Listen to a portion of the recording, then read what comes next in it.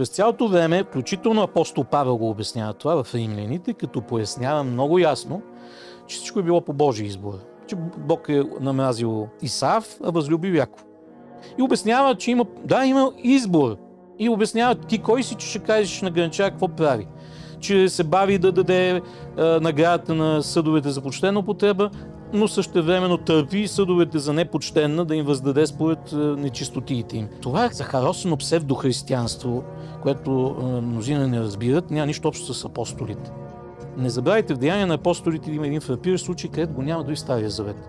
Когато мъж и жена излъгаха за това, което даряват, дали е цялата сума на нещо, което бяха обрекли. Тоест, те излъгаха и подмениха обещанието си пред Бога.